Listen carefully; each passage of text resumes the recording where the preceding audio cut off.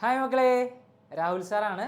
അപ്പോൾ നമ്മുടെ +1 ഫിസിക്സിലെ 11ാമത്തെ ചാപ്റ്റർ ആയിട്ടുള്ള തെർമോഡൈനാമിക്സിലെ ഏറ്റവും ഇമ്പോർട്ടൻ്റ് ആയിട്ടുള്ള കുറച്ച് ടോപ്പിക്സ് നമ്മൾ ഫസ്റ്റ് ഒരു വീഡിയോയിൽ ഡിസ്കസ് ചെയ്തിരുന്നു. ആ വീഡിയോ നിങ്ങളെല്ലാവരും കണ്ടു എന്ന് വിചാരിക്കുന്നു. സോ അതിൻ്റെ കണ്ടിന്യൂവേഷനായിട്ട് ആ ചാപ്റ്ററിൽ ഇനിയുള്ള ഏറ്റവും ഇമ്പോർട്ടൻ്റ് ആയിട്ടുള്ള കുറച്ച് ടോപ്പിക്സ് ആയിരിക്കും നമ്മൾ ഈ ഒരു സെഷനിൽ ഡിസ്കസ് ചെയ്യുക കേട്ടോ. സോ നമ്മുടെ തെർമോഡൈനാമിക്സ് എന്ന് പറഞ്ഞ ചാപ്റ്ററിൽ, ആ ചാപ്റ്റർ എന്നല്ല ഫിസിക്സിൽ തന്നെ +1 ഫിസിക്സിൽ തന്നെ ഏറ്റവും ഇമ്പോർട്ടൻ്റ് ആയിട്ടുള്ളൊരു ടോപ്പിക്കാണ് കാർനോട്ട്സ് എഞ്ചിൻ. ഓക്കെ, നിങ്ങൾ പ്രീവിയസ് ക്വസ്റ്റ്യൻസ് ഒക്കെ എടുത്ത് നോക്കിയിട്ടുണ്ടെങ്കിൽ അറിയാൻ പറ്റും. എല്ലാ കൊല്ലവും റിപ്പീറ്റ് ചെയ്ത് ചോദിച്ചിരിക്കുന്ന ഏറ്റവും ഇമ്പോർട്ടൻ്റ് ആയിട്ടുള്ള ഒരു ടോപ്പിക്കാണ് എന്ത്, കാർനോട്ട്സ് എഞ്ചിൻ എന്ന് പറഞ്ഞാൽ. ഓക്കെ, അപ്പോൾ കാർനോട്ട്സ് എഞ്ചിനെ കുറിച്ച് നമുക്ക് എന്ത് ചെയ്യാം, ആദ്യം ഡിസ്കസ് ചെയ്യാം. ഓക്കെ, അപ്പോൾ കാർനോട്ട് എഞ്ചിൻ എന്ന് പറഞ്ഞാൽ ഒരു തിയററ്റിക്കൽ എഞ്ചിനാണ്. നമുക്ക് ശരിക്കും ഇത് ഉണ്ടാക്കിയെടുക്കാൻ പറ്റില്ല. ഒരു തിയററ്റിക്കൽ കൺസെപ്റ്റ് ആണ് കാർനോട്ട് എഞ്ചിൻ എന്ന് പറഞ്ഞാൽ. ശരിക്കും നമ്മുടെ പ്രാക്ടിക്കൽ എഞ്ചിൻസ് എടുത്താൽ എന്ന് പറഞ്ഞാൽ നമ്മുടെ ചുറ്റുമുള്ള ബൈക്ക് ആയിക്കോട്ടെ, കാർ ആയിക്കോട്ടെ, ലോറി ആയിക്കോട്ടെ, എല്ലാ വെഹിക്കിൾസിലും എന്ത് ചെയ്യുന്നുണ്ട്, എഞ്ചിൻസ് യൂസ് ചെയ്യുന്നുണ്ട്. അതേപോലെ ഫാക്ടറീസിലൊക്കെ എന്ത് ചെയ്യുന്നുണ്ട്, എഞ്ചിൻസ് യൂസ് ചെയ്യുന്നുണ്ട്. അപ്പോൾ ഈ എഞ്ചിൻസിനൊക്കെ ഒരു കുഴപ്പം എന്ന് പറഞ്ഞാൽ ഫ്രിക്ഷൻ കാരണം ഒരുപാട് എനർജി എന്ത് ഉണ്ടാവും, ഹീറ്റായിട്ട് വേസ്റ്റ് ചെയ്യുന്നുണ്ടാവും. അങ്ങനെ പല പല ലോസുകൾ, പല ഡിഫക്റ്റുകളും ആ എഞ്ചിൻസിനുണ്ട്. പക്ഷേ നമ്മുടെ പ്രാക്ടിക്കൽ എഞ്ചിൻസിനുള്ള ഡിഫക്റ്റ് ഒന്നും ഇല്ലാത്ത ഒരു എഞ്ചിനാണ്, ഒരു തിയററ്റിക്കൽ എഞ്ചിനാണ് എന്ത്, കാർനോട്ട് എഞ്ചിൻ എന്ന് പറഞ്ഞാൽ. It is A theoretical engine free from all the defects of practical engine.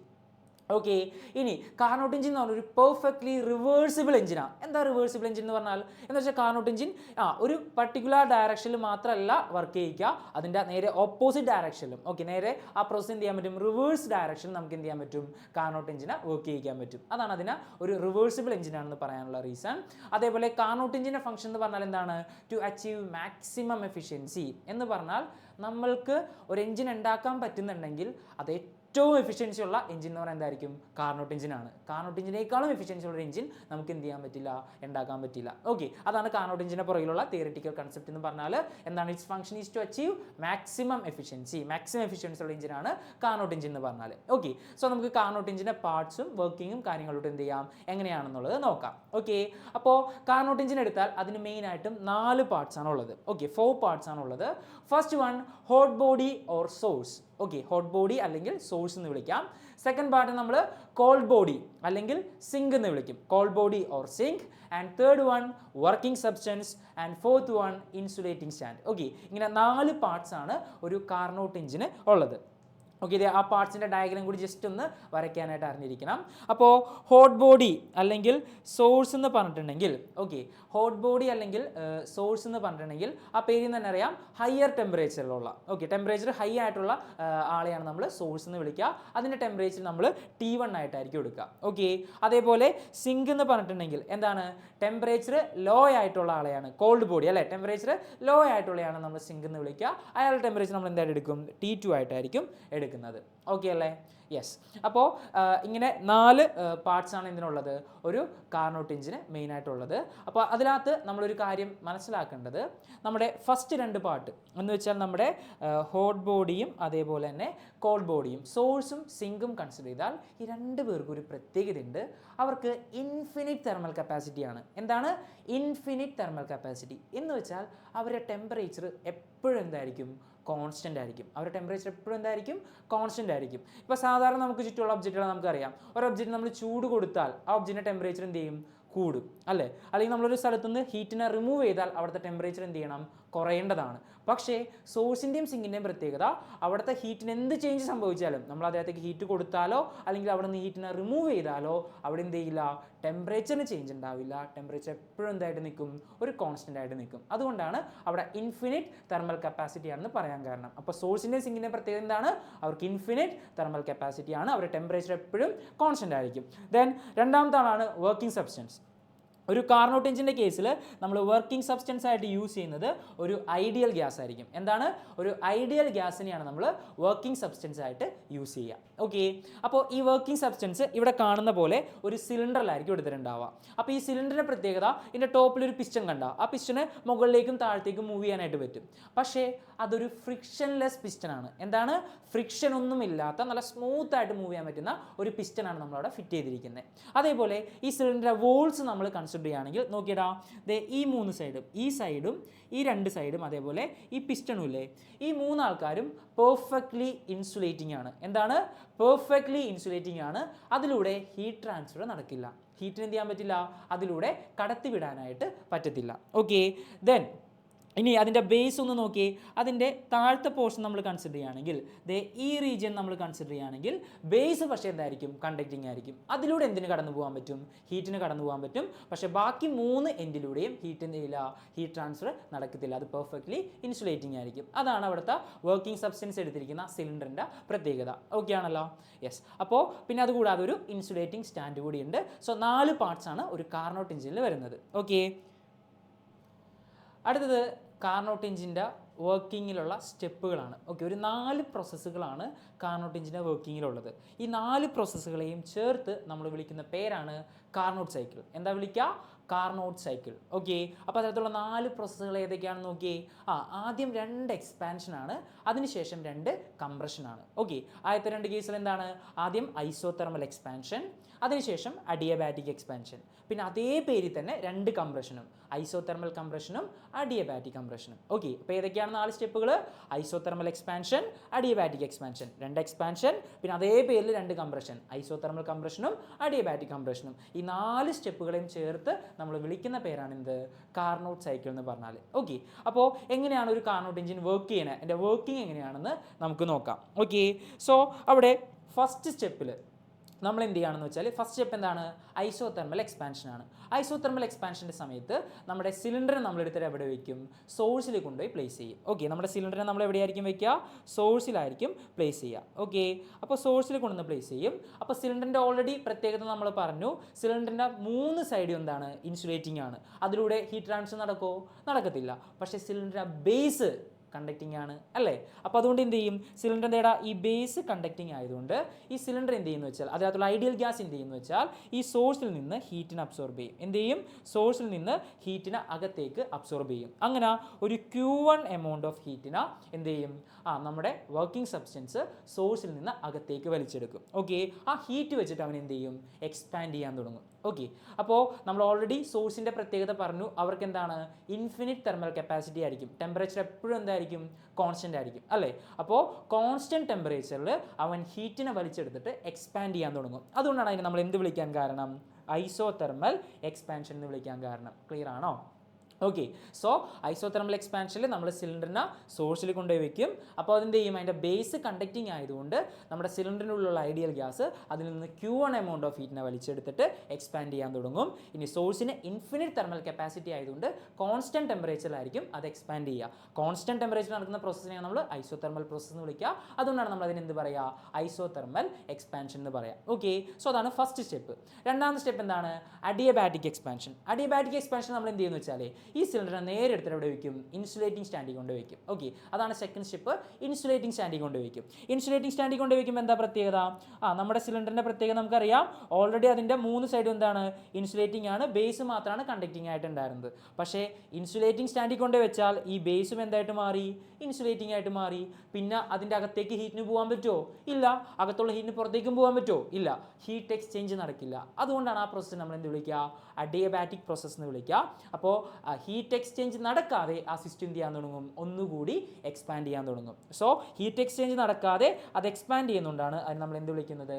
Adiabatic expansion എന്ന് വിളിക്കുക. ഓക്കെ, അപ്പോൾ അതാണ് സെക്കൻഡ് സ്റ്റെപ്പ്. നമ്മൾ എന്ത് ചെയ്യും? സിലിണ്ടറിനെ എടുത്തിട്ട് ഇൻസുലേറ്റിംഗ് സ്റ്റാൻഡിൽ വയ്ക്കുക. അപ്പോൾ ഹീറ്റ് എക്സ്ചേഞ്ച് നടക്കാതെ അത് എക്സ്പാൻഡ് ചെയ്യും. അതുകൊണ്ട് അതിന് നമ്മൾ എന്ത് വിളിക്കും? അഡിയബാറ്റിക് എക്സ്പാൻഷൻ എന്ന് വിളിക്കും. ഓക്കെ, ഇനി തേർഡ് സ്റ്റെപ്പിൽ നമ്മളപ്പോൾ എവിടെ കൊണ്ടുപോയി വയ്ക്കുമായിരിക്കും?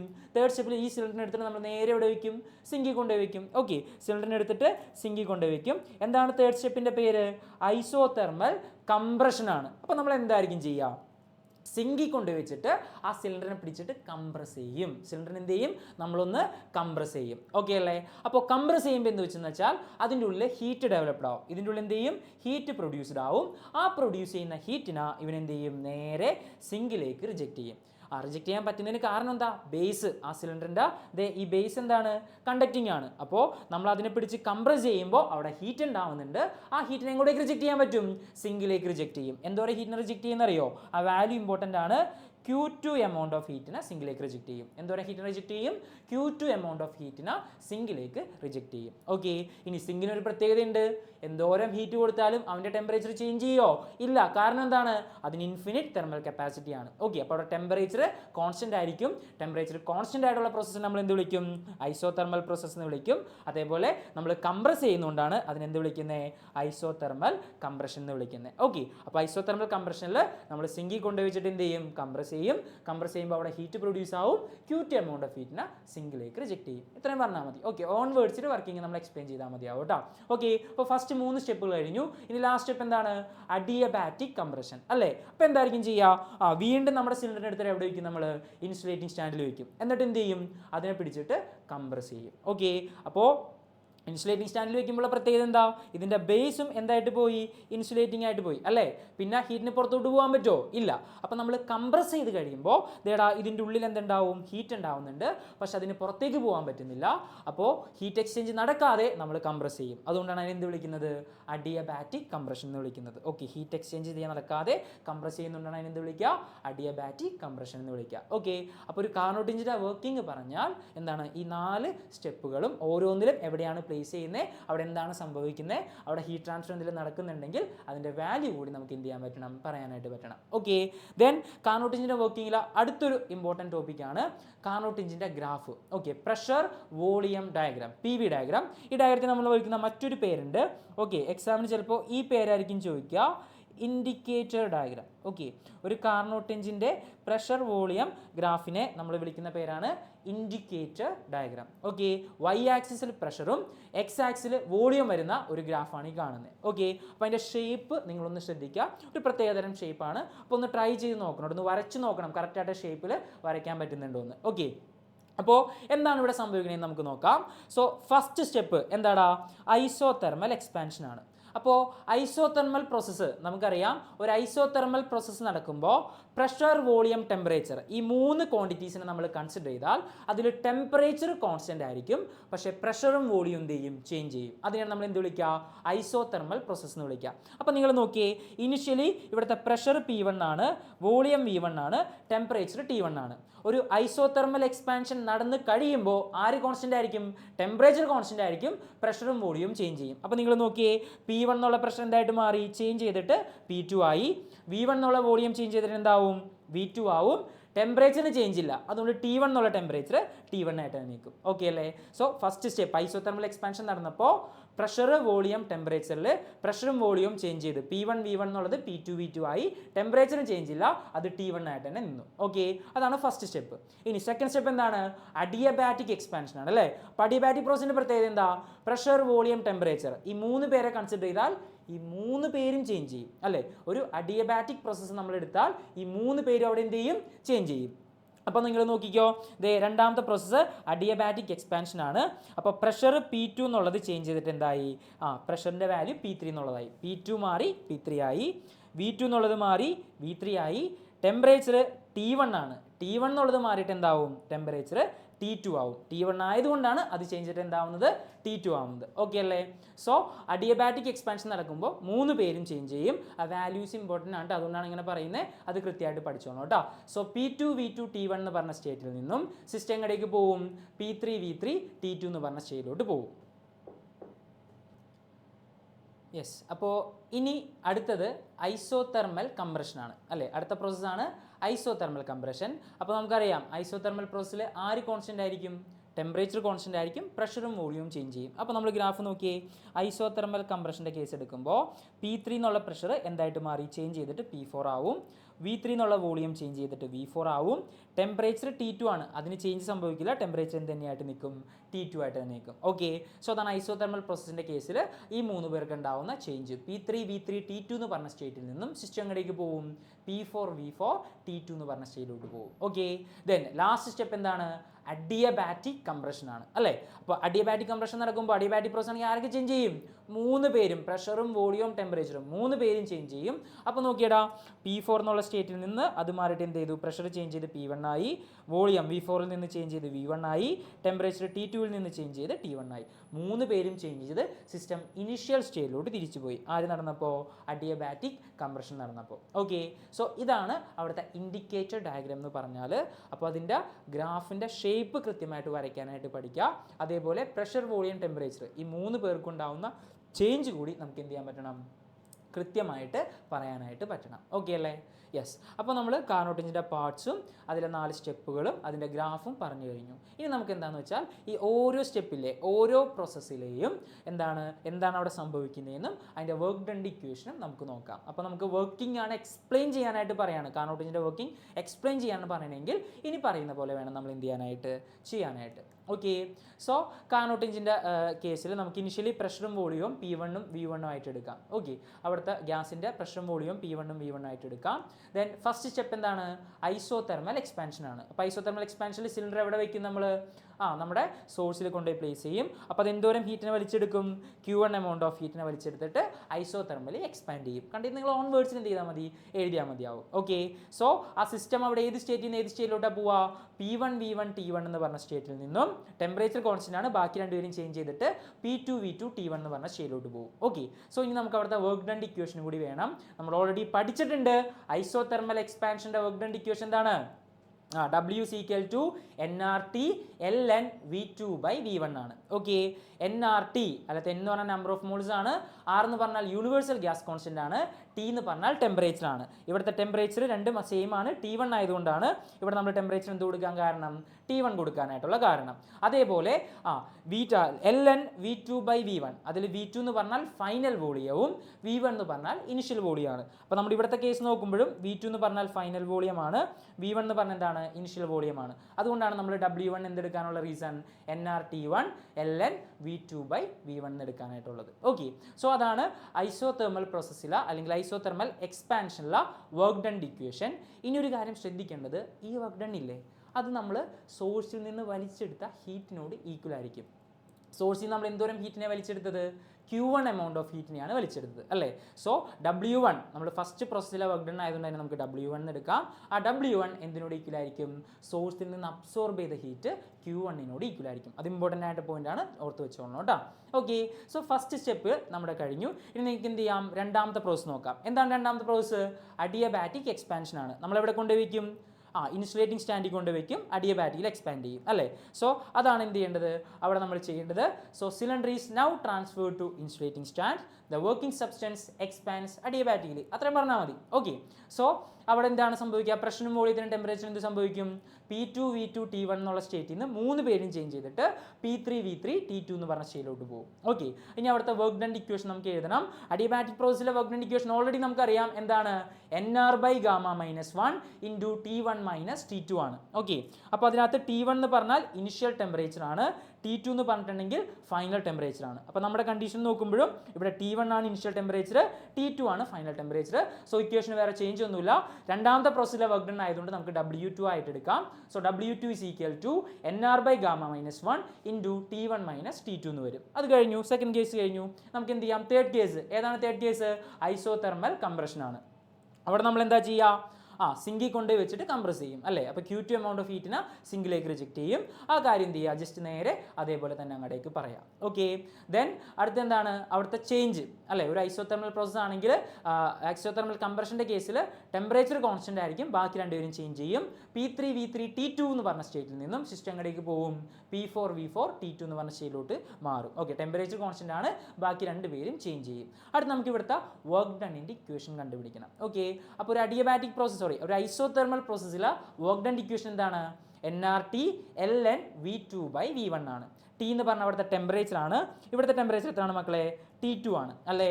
അപ്പോൾ ഇവിടുത്തെ ടെമ്പറേച്ചറിന് പകരം നമുക്ക് എന്ത് ചെയ്യാം? T2 എന്നുള്ളത് സബ്സ്റ്റിറ്റ്യൂട്ട് ചെയ്യാം. അപ്പോൾ nRT2 എന്ന് എടുക്കാം.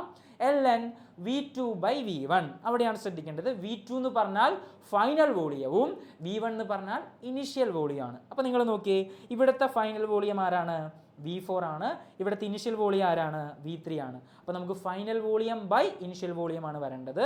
അപ്പോൾ നമുക്ക് എന്ത് ചെയ്യണം? ഇതിനെ മോഡിഫൈ ചെയ്താൽ V4 by V3 എന്ന് എഴുതണം. ഓക്കെ ആണോ? ഓക്കെ, സോ നമ്മുടെ വർക്ക് ഡൺ ഇക്വേഷൻ എന്ത് കിട്ടും? nRT2 ln V4/V3 എന്ന് കിട്ടും. ഓക്കെ, ഇനി അവിടെ മറ്റൊരു കാര്യം കൂടി നമ്മൾ ശ്രദ്ധിക്കേണ്ടത്, ഫസ്റ്റ് രണ്ട് പ്രോസസ്സും എക്സ്പാൻഷൻ ആയിരുന്നു. അത് work done by the system ആണ്, അത് നമ്മൾ പോസിറ്റീവ് ആയിട്ടായിരിക്കും എടുക്കുക. പക്ഷേ ഇത് ഐസോതെർമൽ കംപ്രഷൻ അല്ലേ? ഐസോതെർമൽ കംപ്രഷൻ ആണെങ്കിൽ എന്താണത്? Work done on the system ആണ്. അതെപ്പോഴും നമ്മൾ എന്തായിട്ട് എടുക്കുക? നെഗറ്റീവ് ആയിട്ടാണ് എടുക്കുക അല്ലേ? അപ്പോൾ ഇവിടെ നമ്മൾ എന്തുകൂടി ആഡ് ചെയ്യണം? വർക്ക് ഡൺ കണ്ടുപിടിക്കുമ്പോൾ ഒരു നെഗറ്റീവ് സൈൻ കൂടി ഇട്ട് കൊടുക്കണം. സോ അതാണ് നമുക്ക് ഐസോതെർമൽ മൂന്നാമത്തെ പ്രോസസ്സിലെ വർക്ക് ഡൺ ആയതുകൊണ്ട് നമുക്ക് W3 എന്ന് കൊടുക്കാം. W3 ഇക്വേഷൻ എന്ത് വരും? -nRT2 ln V4/V3 എന്ന് വരും. ഓക്കെ, ദെൻ ഇനി നമ്മൾ അവിടെ എന്ത് ചെയ്യണമെന്ന് വെച്ചാൽ, വീണ്ടും ലോഗരിതത്തിൻ്റെ ഒരു പ്രോപ്പർട്ടിയാണ് മൈനസ് ഇൻറ്റു ലോഗ് എന്ന് വന്നാൽ ആ മൈനസ് ടേമിനെ കളയാനായിട്ട് നമ്മൾ വേറൊന്നും ചെയ്യണ്ട. ലോഗരിതത്തിൻ്റെ ഉള്ളിൽ വന്നിരിക്കുന്ന ടേം കണ്ടില്ലേ? ആ ടേമിൻ്റെ റെസിപ്രോക്കൽ എടുത്താൽ അവിടെ വരുന്ന മൈനസിന് നമുക്ക് എന്ത് ചെയ്യാൻ പറ്റും? ഇവിടെ ഒരു മൈനസ് ഇല്ലേ?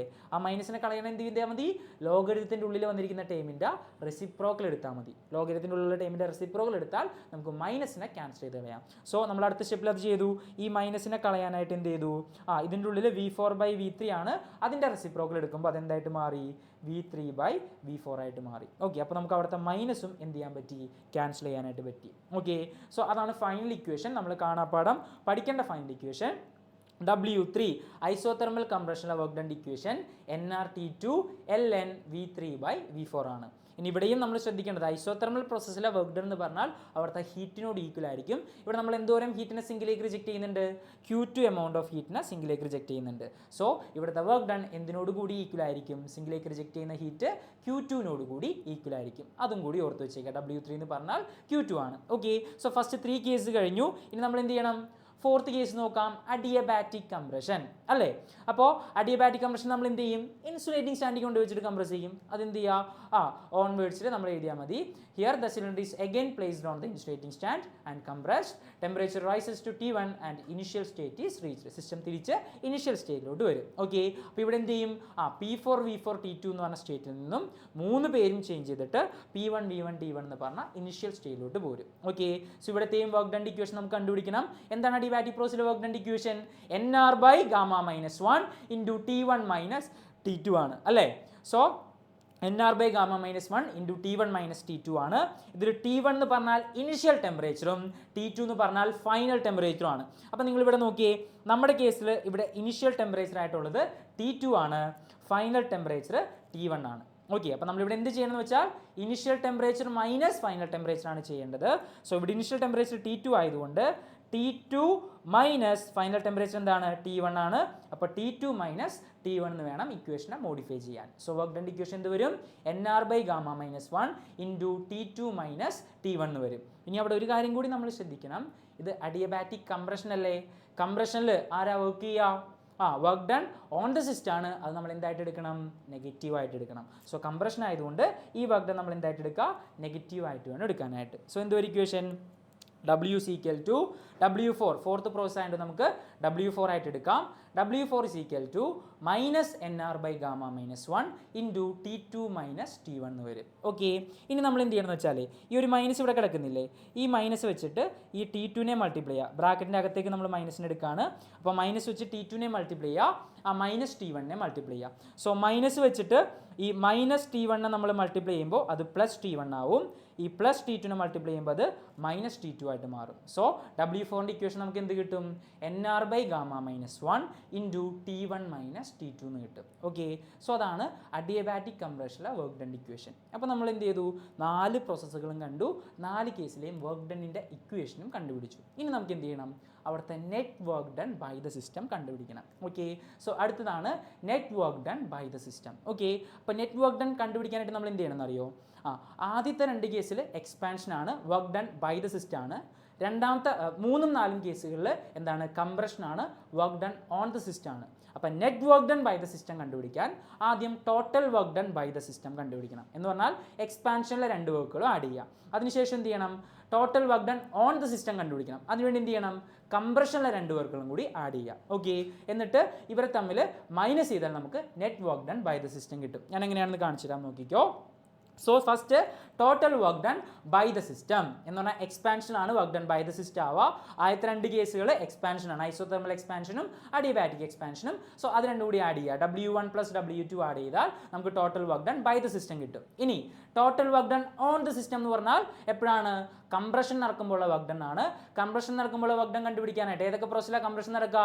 ഐസോതെർമൽ കംപ്രഷനും അഡിയബാറ്റിക് കംപ്രഷനും 3ഉം 4ഉം പ്രോസസ്സുകളാണ് നടക്കുക. സോ ആ രണ്ട് വർക്കുകളും എന്ത് ചെയ്യുക? ആഡ് ചെയ്യുക. സോ W3 + W4 ചെയ്താൽ total work done on the system കിട്ടും. ഓക്കെ, ഇനി net work done by the system കണ്ടുപിടിക്കാൻ എന്ത് ചെയ്യുക? Total work done by the സിസ്റ്റത്തിൽ നിന്നും total work done on the system minus ചെയ്യാം. Okay, total work done by the സിസ്റ്റത്തിൽ നിന്നും total work done on the system നമ്മൾ മൈനസ് ചെയ്താൽ നമുക്ക് net work done by the system കിട്ടും. Okay, so W1 + W2 minus W3 + W4 ചെയ്യാം. ഇനി നമ്മൾ ഓൾറെഡി W1ൻ്റെയും W2ൻ്റെയും W3ൻ്റെയും W4ൻ്റെയും വാല്യൂസ് എന്ത് ചെയ്തിട്ടുണ്ട്? കണ്ടുപിടിച്ച് വെച്ചിട്ടുണ്ട് ഇല്ലേ? നേരെ സബ്സ്റ്റിറ്റ്യൂട്ട് ചെയ്തോ. സോ വാല്യൂസ് എന്ത് ചെയ്യുക? നമ്മളവിടെ സബ്സ്റ്റിറ്റ്യൂട്ട് ചെയ്യുക. സോ W1 പകരം nRT1 ln V2/V1, W2 പകരം nR/γ-1 × T1 - T2. ഇനി W3 പകരം ഈ മൈനസ് വെച്ച് മൾട്ടിപ്ലൈ ചെയ്താൽ ഈ രണ്ട് പേരും എന്തായി പോവും? മൈനസ് ആയി പോവും.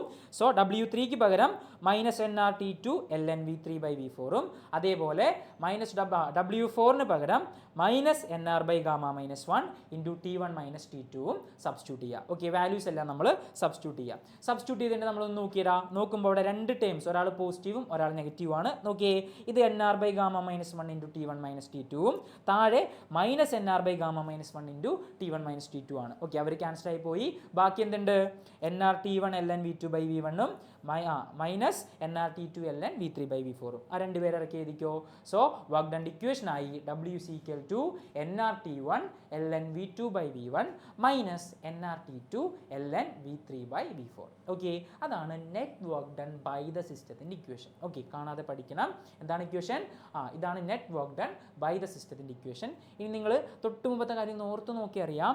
nRT1 ln V2/V1 എന്ന് പറഞ്ഞാൽ Q1 ഈക്വലാണ്. സോഴ്സിൽ നിന്ന് അബ്സോർബ് ചെയ്ത heat W1 ഈക്വലാണ്. Okay, nRT1 ln V2/V1 എന്ന് പറഞ്ഞാൽ W1 ആണ്. അതെന്തിനോട് ഈക്വലാണ്? സോഴ്സിൽ നിന്ന് അബ്സോർബ് ചെയ്ത ഹീറ്റ് Q1 ഈക്വലാണ്. അതേപോലെ nRT2 ln V3/V4 എന്ന് പറഞ്ഞാൽ W3 ആണ്. ഓക്കെ, എന്ന് പറഞ്ഞാൽ നമ്മൾ സിങ്കിലേക്ക് റിജക്റ്റ് ചെയ്ത ഹീറ്റ് എത്രയാണ്?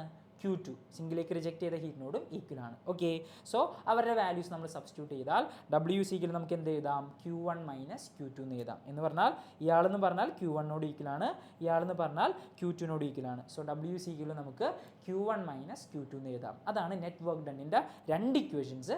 രണ്ടും മസ്റ്റായിട്ട് എന്ത് ചെയ്യണം? കാണാതെ നമ്മൾ പഠിച്ചിട്ടുണ്ടാവണം. ഓക്കെ അല്ലേ? യെസ്. സോ നമുക്ക് നെക്സ്റ്റ് ടോപ്പിലോട്ട് പോവാം. അടുത്തതാണ് തെർമൽ എഫിഷ്യൻസി. ഓക്കെ, എന്താണ് തെർമൽ എഫിഷ്യൻസി? തെർമൽ എഫിഷ്യൻസി കണ്ടുപിടിക്കാനുള്ള ഇക്വേഷൻ എന്ന് പറഞ്ഞാൽ W/Q1 ആണ്. നിങ്ങൾക്ക് റൈറ്റ് സൈഡിൽ ഏറ്റവും മുകളിലായിട്ട് കാണാം. എന്താണ്? W/Q1 ആണ് തെർമൽ എഫിഷ്യൻസിയുടെ equation. Net work done by the സിസ്റ്റത്തിനാ നമ്മൾ സോഴ്സിൽ നിന്ന് അബ്സോർബ് ചെയ്തെടുക്കുന്ന ഹീറ്റ് ഇല്ലേ Q1, അത് വെച്ച് ഡിവൈഡ് ചെയ്താലാണ് നമുക്ക് അവിടുത്തെ എഫിഷ്യൻസി കിട്ടുക. ഓക്കെ, ഇനി work done equation, net work done equation നമ്മൾ തൊട്ട് മുമ്പ് കണ്ടുപിടിച്ചു. എന്താണ്? Q1 - Q2 ആണ്. സോ രണ്ടാമത്തെ സ്റ്റെപ്പിൽ നമ്മൾ W പകരം ആ വാല്യൂ സബ്സ്റ്റിറ്റ്യൂട്ട് ചെയ്തു, Q1 - Q2 സബ്സ്റ്റിറ്റ്യൂട്ട് ചെയ്തു, താഴെ എന്ത് ചെയ്തു? Q1 അതേപോലെ തന്നെ എടുത്ത് എഴുതി. ഓക്കെ അല്ലേ? ഇനി താഴെ Q1 കോമൺ അല്ലേ? ആ Q1 വെച്ചിട്ട് എനിക്ക് രണ്ട് ടേമിന് എന്ത് ചെയ്യുക? സെപ്പറേറ്റ് ആയിട്ട് ഡിവൈഡ് ചെയ്യാം. സോ Q1/Q1 ചെയ്യുമ്പോൾ അത് 1 ആയി പോവും, മൈനസ് Q2/Q1 വരും. സോ അതാണ് അടുത്ത സ്റ്റെപ്പിൽ എഴുതിയിരിക്കുന്നത്. ഇതിനെ നമുക്ക് Q1 വെച്ച് രണ്ടുപേരെയും സെപ്പറേറ്റ് ആയിട്ട് ഡിവൈഡ് ചെയ്താൽ 1 - Q2/Q1 എഴുതാം. ഓക്കെ, ഇനി അതിൻ്റെ താഴെയുള്ള സ്റ്റെപ്പിൽ എന്താ ചെയ്തിരിക്കുന്നത്? 1 - Q2 പകരം Q2ൻ്റെ വാല്യൂ ആണ് nRT2 ln V3/V4, അത് സബ്സ്റ്റിറ്റ്യൂട്ട് ചെയ്യുക. താഴെ Q1 പകരം അതിൻ്റെ വാല്യൂ എന്താണ്? nRT1 ln V2/V1, അതും സബ്സ്റ്റിറ്റ്യൂട്ട് ചെയ്യാം. ഓക്കെ, ഒരേപോലുള്ള ആൾക്കാരാണെങ്കിൽ നമുക്ക് എന്ത് ചെയ്യാം? ക്യാൻസൽ ചെയ്ത് കളയാം. ആരൊക്കെയാണ് ഒരേപോലെ? NRഉം നമുക്ക് എന്ത് ചെയ്ത് കളയാം? ക്യാൻസൽ ചെയ്ത് കളയാം. ഓക്കെ, ഇനി LNഉം ക്യാൻസൽ ചെയ്ത് കളയാൻ പറ്റില്ല കേട്ടോ. കാരണം എന്താ? ലോഗ് എന്ന് പറഞ്ഞ ഒരു ഫംഗ്ഷനാണ്. ഫംഗ്ഷൻ്റെ ഉള്ളിലുള്ള വാല്യൂ സെയിം ആകുമ്പോഴേ നമുക്ക് ക്യാൻസൽ ചെയ്യാൻ പറ്റുള്ളൂ. ഇവിടുത്തെ കേസിൽ മുകളിൽ ln V3/V4ഉം താഴത്തെ കേസിൽ ln V2/V1 ആണ്. രണ്ടും സെപ്പറേറ്റ് ആയിട്ട് നിൽക്കുമ്പോൾ നമുക്ക് അവരെ ക്യാൻസൽ ചെയ്ത് കളയാനായിട്ട് പറ്റില്ല.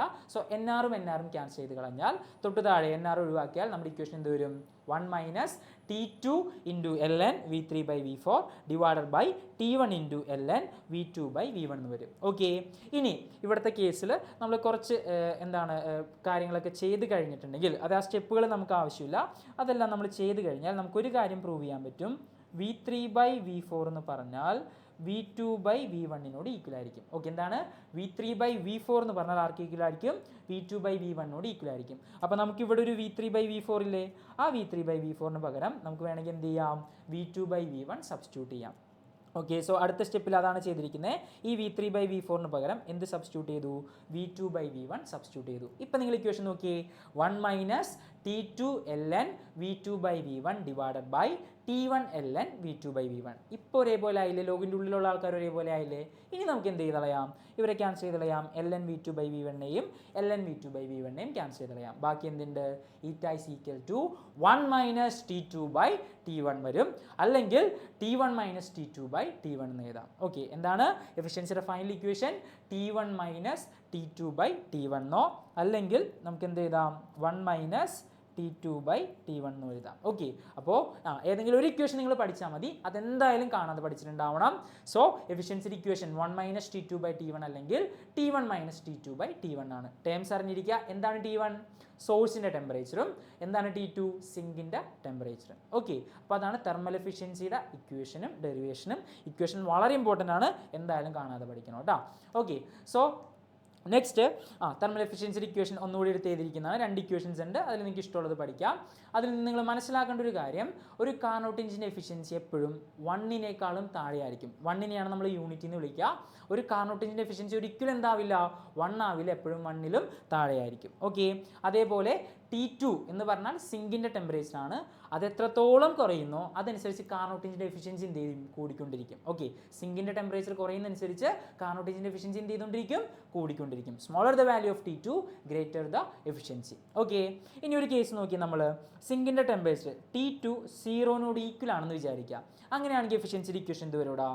ഈറ്റ is equal to T1 - T2/T1 ആണ്. T2 0 ആയി പോയാൽ ഇക്വേഷൻ എന്ത് വരും? T1 - T1/T1 എന്ന് വരും. Okay, or which is equal to എന്ത് വരും? ആ -0 പോയാൽ T1/T1 എന്ന് വരും, 1 എന്ന് വരും അല്ലേ? അപ്പോൾ എപ്പോഴാണ് എഫിഷ്യൻസി 1 ആവുക? T2 സിങ്കിൻ്റെ ടെമ്പറേച്ചർ 0 ആയാൽ അവിടുത്തെ എഫിഷ്യൻസി നമുക്ക് എന്താണെന്ന് പറയാം? 1 ആണെന്ന് പറയാം. കാർനോട്ട് എഞ്ചിൻ്റെ എഫിഷ്യൻസി 1 എന്ന് പറഞ്ഞാൽ അവിടെ നമുക്ക് പറയാം 100% എഫിഷ്യൻസി ആണെന്ന്. ഓക്കെ, അപ്പോൾ ഒരു കാർനോട്ട് എഞ്ചിന് 100% എഫിഷ്യൻസി വരണമെങ്കിൽ T2 അഥവാ സിങ്കിൻ്റെ ടെമ്പറേച്ചർ 0 ആവണം. വെറും 0 ആയ പോരാ, 0 കെൽവിൻ ആവണം. 0 കെൽവിൻ എന്ന് പറഞ്ഞാൽ എന്താണ്? അതിനെ വിളിക്കുന്ന പേര് അബ്സല്യൂട്ട് 0 ആണ് അല്ലേ? അപ്പോൾ അബ്സല്യൂട്ട് 0-ലുള്ള ഒരു സിങ്ക് കണ്ടുപിടിച്ചെങ്കിൽ മാത്രമേ നമുക്ക് എന്ത് ചെയ്യാൻ പറ്റുള്ളൂ?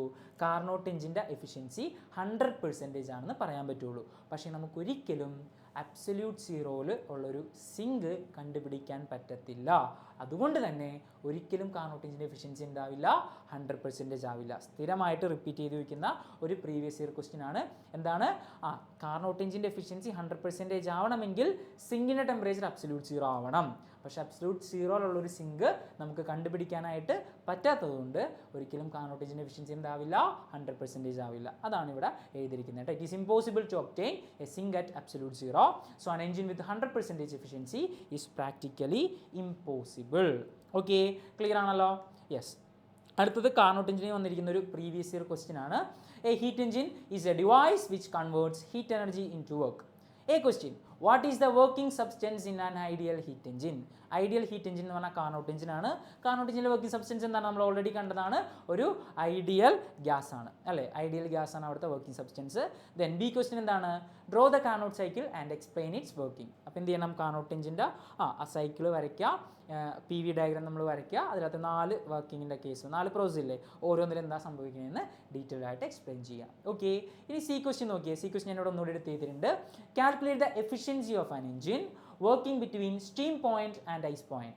Can you design an engine of 100% efficiency? Okay, അപ്പോൾ എന്താ പറഞ്ഞിരിക്കുന്നത്? ഒരു എഞ്ചിൻ്റെ എഫിഷ്യൻസി ഈറ്റ കണ്ടുപിടിക്കാനാണ് പറഞ്ഞിരിക്കുന്നത്. അതിൻ്റെ ടെമ്പറേച്ചർ നമുക്ക് പറഞ്ഞിരിക്കുന്നത് working between steam point and ice point എന്നാണ് പറഞ്ഞിരിക്കുന്നത്. ഓക്കെ, അപ്പോൾ അതിൽ നിന്ന് നമുക്ക് എന്ത് മനസ്സിലാക്കാം? സ്റ്റീം പോയിന്റ്, വാട്ടർ സ്റ്റീം ആവുന്ന ടെമ്പറേച്ചറാണ് സ്റ്റീം പോയിന്റ് അല്ലേ? സോ സ്റ്റീം പോയിന്റിൽ നിന്ന് ടെമ്പറേച്ചർ ആയിരിക്കും, അത് സോഴ്സിൻ്റെ ടെമ്പറേച്ചർ ആയിരിക്കും. വാട്ടർ എപ്പോഴാണ് സ്റ്റീമായിട്ട് മാറാം, നീരാവിയായിട്ട് മാറാം? 100 ഡിഗ്രി സെൽഷ്യസിലല്ലേ വാട്ടർ ബോയിൽ ആവാം അല്ലേ? അപ്പോൾ T1 എന്ന് പറഞ്ഞാൽ 100 ഡിഗ്രി സെൽഷ്യസ് ആണ്. ഒരു കാര്യം ശ്രദ്ധിക്കേണ്ടത്, കാർനോട്ട് എഞ്ചിൻ്റെ കേസിൽ ഏത് പ്രോബ്ലം വന്നാലും ടെമ്പറേച്ചർ കെൽവിനിൽ വേണം എടുക്കാനായിട്ട്. എന്തിൽ വേണം എടുക്കാനായിട്ട്? കെൽവിനിൽ വേണം എടുക്കാനായിട്ട്. ഡിഗ്രി സെൽഷ്യസിൽ ഇട്ട് ചെയ്താൽ തെറ്റിപ്പോവും. അപ്പോൾ ക്വസ്റ്റിനിൽ തന്നിരിക്കുന്നത് സ്റ്റീം പോയിന്റിലാണ് വർക്ക് ചെയ്യുന്നതെന്നാണ്. സ്റ്റീം പോയിന്റിൻ്റെയും ഐസ് പോയിന്റിൻ്റെ ഇടയിലാണ്. അപ്പോൾ സ്റ്റീം പോയിന്റ് എന്ന് പറഞ്ഞാൽ ടെമ്പറേച്ചർ ഹയർ ആണ്, അതായിരിക്കും സോഴ്സിൻ്റെ ടെമ്പറേച്ചർ T1. അത് 100 ഡിഗ്രി സെൽഷ്യസ് ആണ്. അതിനെ കെൽവിനിലോട്ട് കൺവേർട്ട് ചെയ്യാൻ എന്ത് ചെയ്യുക? 273 ആഡ് ചെയ്യുക. സോ എത്ര കിട്ടും നമുക്ക്? 373 കെൽവിൻ കിട്ടും. അതാണ് എന്ത്? നമ്മളുടെ സോഴ്സിൻ്റെ ടെമ്പറേച്ചർ T1 എന്ന് പറഞ്ഞാൽ. ദെൻ അവിടുത്തെ സിങ്കിൻ്റെ ടെമ്പറേച്ചർ T2 ആണ്.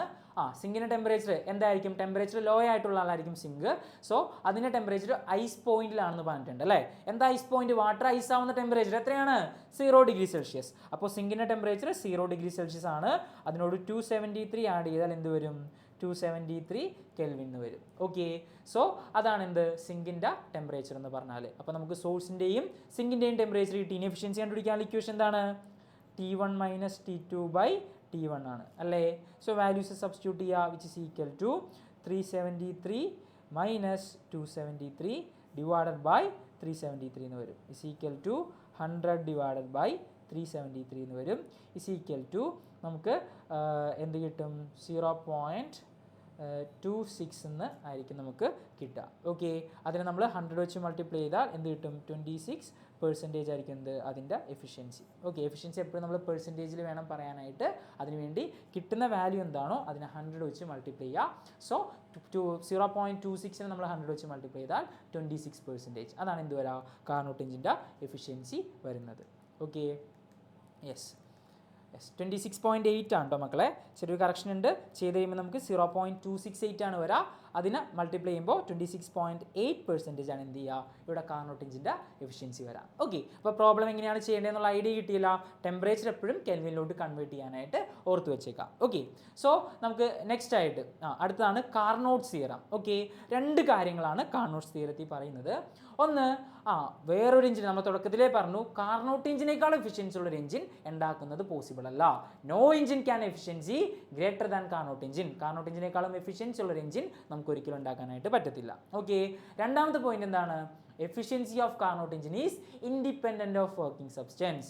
കാർനോട്ട് എഞ്ചിൻ്റെ എഫിഷ്യൻസി നമ്മുടെ സോഴ്സിൻ്റെയും സിങ്കിൻ്റെയും ടെമ്പറേച്ചറിനെ മാത്രമേ ഡിപ്പെൻഡ് ചെയ്യുന്നുള്ളൂ. അതിനകത്ത് ഏത് ഐഡിയൽ ഗ്യാസ് വർക്കിംഗ് സബ്സ്റ്റൻസ് ആയിട്ട് എടുത്താലും അതെന്തിനെ അഫക്റ്റ് ചെയ്യില്ല? കാർനോട്ട് എഞ്ചിൻ്റെ എഫിഷ്യൻസിനെ അഫക്റ്റ് ചെയ്തില്ല. അതാണ് സെക്കൻഡ് പോയിന്റിൽ പറയുന്നത് കേട്ടോ. കാർനോട്ട് തിയറത്തിലെ സെക്കൻഡ് പോയിന്റ് പറയുന്നത്. ഓക്കെ ആണല്ലോ? സോ ഇത്രയും കാര്യങ്ങൾ നമുക്ക് എന്തിൽ നിന്ന് പഠിക്കാനുണ്ട്? കാർനോട്ട് എഞ്ചിനിൽ നിന്ന് പഠിക്കാനായിട്ട്. ഓക്കെ, അടുത്തത് മറ്റൊരു പ്രീവിയസ് ഇയർ ക്വസ്റ്റ്യൻ ആണ്. Which law of thermodynamics implies that no heat engine can have 100% efficient? Okay, എന്താണ്? ഒരു എഞ്ചിനും 100% എഫിഷ്യൻസി ആവത്തില്ല അല്ലെ? നമ്മൾ ഓൾറെഡി കാർനോട്ട് എഞ്ചിൻ്റെ കേസിലും അത് പറഞ്ഞതാണ്. അങ്ങനെ പറ്റില്ല എന്ന് പറഞ്ഞാൽ തെർമോഡൈനാമിക്സിലെ ലോ ഏതാണെന്നാണ് ചോദിച്ചിരിക്കുന്നത്. അങ്ങനെ പറയുന്ന law second law of thermodynamics ആണ്. ഏതാണ്?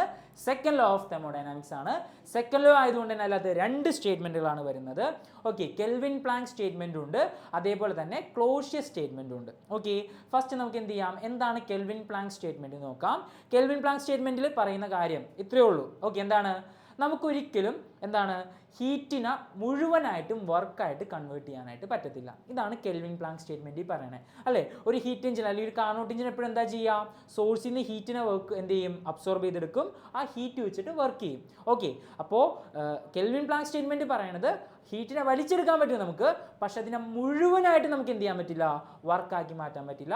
കുറച്ച് ഹീറ്റെങ്കിലും എന്ത് ചെയ്യും? അവിടെ പാഴായി പോകും. നമുക്ക് സിങ്കിലോട്ട് കുറച്ച് ഹീറ്റ് റിജക്ട് ചെയ്യേണ്ടി വന്നില്ലേ? നമ്മൾ അബ്സോർബ് ചെയ്ത മുഴുവൻ ഹീറ്റിനെ എന്ത് ചെയ്യാൻ പറ്റില്ല? വർക്കാക്കി മാറ്റാൻ പറ്റില്ല. കുറച്ച് ഹീറ്റെങ്കിലും നമുക്ക് എന്ത് ചെയ്യേണ്ടി വരും? അവിടെ പാഴായിട്ട് പോകും. അതാണ് കെൽവിൻ പ്ലാങ്ക് സ്റ്റേറ്റ്മെൻറ്റിൽ പറയുന്നത്. No process is possible. ഇങ്ങനത്തെ ഒരു പ്രോസസ്സും സാധ്യമല്ല. എങ്ങനത്തെ പ്രോസസ്സാ? whose sole result is the absorption of heat from a reservoir and the complete conversion of heat into work. കണ്ട, നമുക്ക് അബ്സോർബ് ചെയ്തെടുക്കുന്ന ഒരു റിസർവോയറിൽ നിന്നും ഒരു സോഴ്സിൽ നിന്നും നമ്മൾ ഹീറ്റിനെ അബ്സോർബ് ചെയ്തെടുത്തിട്ട് ഒരിക്കലും അതിനെ മുഴുവനായിട്ട് എന്ത് ചെയ്യാൻ പറ്റില്ല? വർക്കായിട്ട് കൺവേർട്ട് ചെയ്യാൻ പറ്റില്ല. ഇതാണ് കെൽവിൻ പ്ലാങ്ക് സ്റ്റേറ്റ്മെൻറ്റിൽ പറയുന്നത്. ഓക്കെ, രണ്ടാമത്തെ സ്റ്റേറ്റ്മെൻ്റ് ആണ് ക്ലോഷ്യസ് സ്റ്റേറ്റ്മെൻറ്റ്. ക്ലോഷ്യസ് സ്റ്റേറ്റ്മെൻറ്റിൽ പറയണത് വേറെ ഒന്നുമില്ല, നമുക്ക് സിമ്പിളായിട്ട് അറിയാവുന്ന ഒരു കാര്യം തന്നെയാണ്. ശരി, ഞാൻ 2 ഒബ്ജക്റ്റുകൾ എടുത്തു. ഒരു ഹോട്ട് ബോഡി എടുത്തു, ഒരു കോൾഡ് ബോഡി എടുത്തു അല്ലേ? ഈ 2 പേരെയും ചേർത്ത് വെച്ചാൽ ഇവർ തമ്മിൽ ഹീറ്റ് ട്രാൻസ്ഫർ നടക്കും. എവിടെ നിന്ന് ഇങ്ങോട്ടാ ഹീറ്റ് ട്രാൻസ്ഫർ നടക്കുക? ഹോട്ട് ബോഡിയിൽ നിന്ന് കോൾഡ് ബോഡിയിലായിട്ടായിരിക്കും ഹീറ്റ് ട്രാൻസ്ഫർ നടക്കുക അല്ലേ? അതാണ് നേച്ചറിൻ്റെ രീതി. എപ്പോഴെങ്കിലും കോൾഡ് ബോഡിയിൽ നിന്ന് ഹോട്ട് ബോഡിയിലോട്ട് ട്രാൻസ്ഫർ നടക്കുമോ? നടക്കത്തില്ല. അത് തന്നെയാണ് ക്ലോഷ്യസ് സ്റ്റേറ്റ്മെൻറ്റിൽ പറയുന്നതും. കോൾഡ് ബോഡിയിൽ നിന്ന് ഹോട്ട് ബോഡിയിലോട്ട് നേച്ചറിൽ എന്ത് നടക്കില്ല? ഹീറ്റ് ട്രാൻസ്ഫർ നടക്കില്ല. ഇനി നമുക്ക് നടത്തിക്കാൻ പറ്റും, ഒരു എക്സ്റ്റേണൽ ഏജൻസിയുടെ സഹായം ഉണ്ടെങ്കിൽ കോൾഡ് ബോഡിയിൽ നിന്ന് ഹീറ്റ് എടുത്തിട്ട് നമുക്ക് അവിടെ കൊടുക്കാൻ പറ്റും, ഹോട്ട് ബോഡിയിലോട്ട് കൊടുക്കാൻ പറ്റും. എക്സ്റ്റേണൽ ഏജൻസിയുടെ സഹായം ഇല്ലാതെ ഒരിക്കലും ഹീറ്റ് എന്ത് ചെയ്യില്ല? കോൾഡ് ബോഡിയിൽ നിന്ന് ഹോട്ട് ബോഡിയിലോട്ട് ട്രാൻസ്ഫറിങ് നടക്കില്ല. തിരിച്ചെവിടെ നിന്ന് എങ്ങോട്ടേ പോവുള്ളൂ? ഹോട്ട് ബോഡിയിൽ നിന്ന് കോൾഡ് ബോഡിയിലോട്ടേ പോവുള്ളൂ. ഇതാണ് ക്ലോഷ്യസ് സ്റ്റേറ്റ്മെൻറ്റിൽ പറയുന്നത്. എന്താണ്? ഇറ്റ് ഈസ് ഇമ്പോസിബിൾ, നടക്കാത്ത കാര്യമാണ്. എന്ത്? To transfer heat from a cold body to a hot body without the help of an external agency. കണ്ടോ?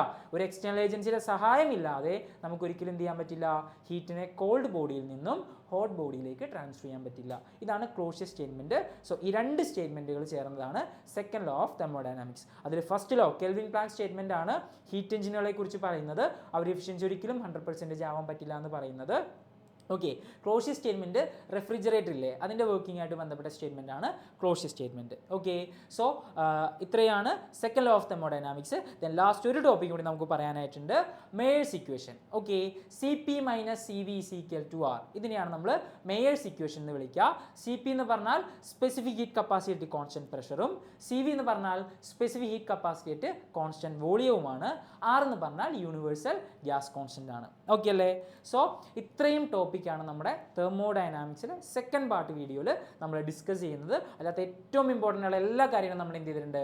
ഓൾറെഡി ഡിസ്കസ് ചെയ്തിട്ടുണ്ട്. സോ ഇതിന് എന്ത് ചെയ്താൽ മതി? നല്ല അടിപൊളിയായിട്ട് എല്ലാവരും പഠിച്ചോളണം കേട്ടോ. Okay, thank you.